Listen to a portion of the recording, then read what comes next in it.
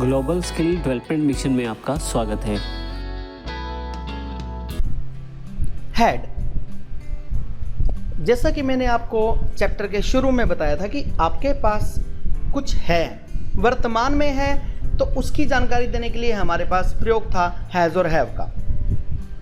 जब हमारे पास पास्ट में कुछ था, उसके लिए हमारे पास हैड का प्रयोग होगा।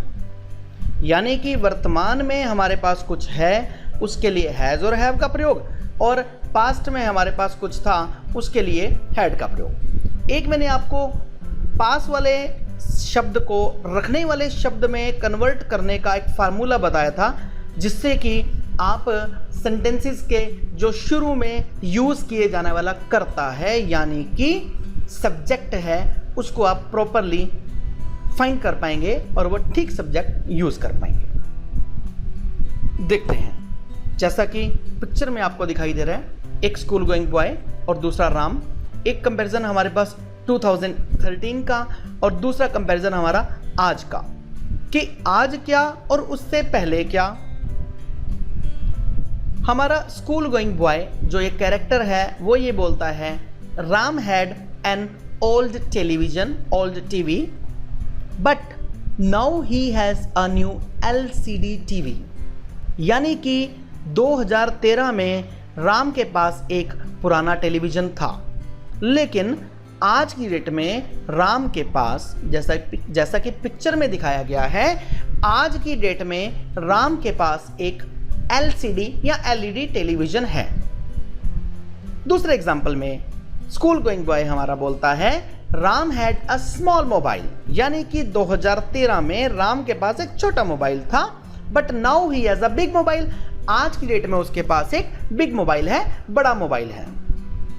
राम हैड वन बुक 2013 में, but now he has many books. लेकिन आज की डेट में राम के पास बहुत सारी पुस्तकें हैं। यानी कि कोई भी ऐसी चीज जो पास्ट में हमारे पास थी, अब चाहे है चाहे नहीं है, यानी कि जो चीज़ पास्ट में, जो वस्तु पास्ट में हम रखते थे, लेकिन वो वर्तमान में हमारे पास है चाहे नहीं है, लेकिन जब हम उसकी पास्ट की बात करते हैं तो वहाँ पर हमारे पास हैड का प्रयोग होगा।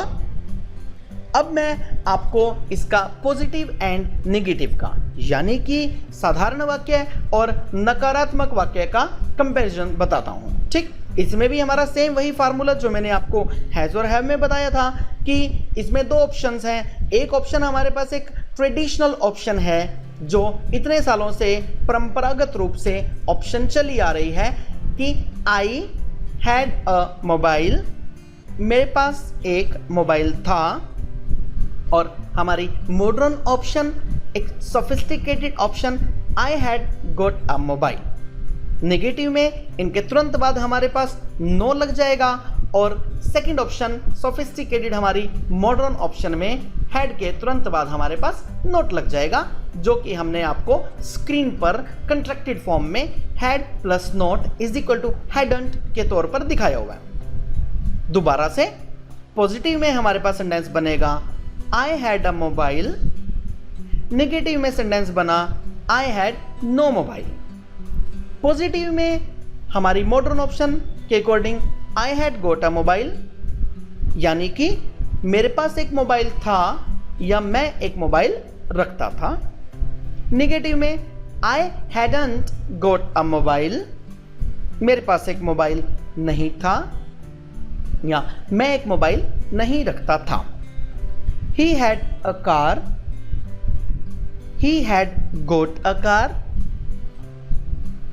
नेगेटिव में he had no car, he hadn't got a car, she had a house, या फिर she had got a house, she had no house, या फिर she hadn't got a house, it had 4 legs, it had got 4 legs, it had no 4 legs, या it hadn't got 4 legs, we had piano, We had got piano. We had no piano. We hadn't got a piano. You had a scooter. You had got a scooter. You had no scooter. You hadn't got a scooter. They had a unique personality. They had got a unique personality. They had no unique personality. They hadn't got a unique personality. इस तरह से हमने simple और negative का यानी कि positive and negative का हमने एक एग्जाम्पल देखा। अब बात करते हैं इंट्रोगेटिव की। इंट्रोगेटिव यानी कि प्रश्नवाचक वाक्य। जब भी कोई भी प्रश्न पूछा जाए कि क्या पास्ट में तुम्हारे पास ये चीज़ थी या पास्ट में ऐसा था, तो उसके लिए हमारे पास सेम वही फार्मूला, हमारी हेल्पिंग वर्ब जो है that will come in the very beginning of the sentence. हमारी हेल्पिंग वर्ब जो है यानी कि इस क्रियाविहीन वाक्य में हमारी हेल्पिंग वर्ब हैड जो है वो वाक्य के शुरू में आ जाएगी। और इसको फिर उन्हीं दोनों ऑप्शंस में हम डिस्कस करते हैं। कैसे? हैड आई अ मोबाइल या फिर had I goat a mobile. वाक्य के अंत में प्रश्नवाचक चिन्ह आएगा ही आएगा जब भी हमारे पास इंट्रोगेटिव या फिर इंट्रोगेटिव प्लस नेगेटिव की ऑप्शन होगी। Had he a car. Had he got a car. Had she a house. Had she got a house. Had it 4 lakhs. Had it got 4 lakhs? Had we a piano? Had we got a piano? Had you a scooter? Had you got a scooter? Had they a unique personality?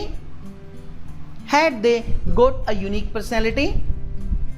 पुनः मैं आपको remind कराना चाहूँगा, याद कराना चाहूँगा कि जैसा मैंने आपको इस MR वाज वर में बताया कि जब भी हम प्रश्न पूछेंगे या प्रश्नवाचक वाक्य का प्रयोग करेंगे या फिर प्रश्नवाचक के साथ नकारात्मक वाक्य का प्रयोग करेंगे तो वहाँ पर हमारी जो लैंग्वेज है, हमारी टोन है, उस टोन में हमारा प्रश्न पूछने का प्रभाव उत्पन्न होना ही चाहिए, तभी हमारी भाषा में सुंदरता आएगी।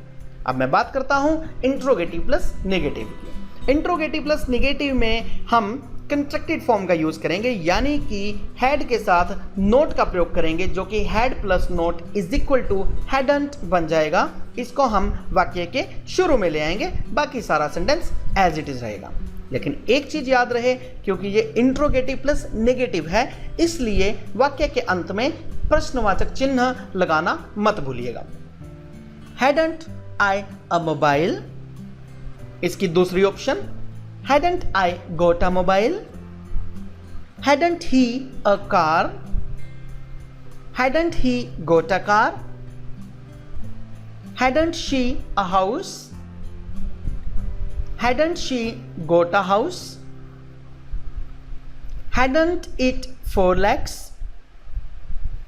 Hadn't it got 4 lakhs? Hadn't we a piano? Hadn't we got a piano? Hadn't you a scooter? Hadn't you got a scooter? Hadn't they a unique personality? Hadn't they got a unique personality? इस प्रकार से हमने has, have और had का detail में अर्थ जाना और इनको हमने डिस्कस किया और मैंने बहुत सरल शब्दों में इसको आपको समझाने की कोशिश की।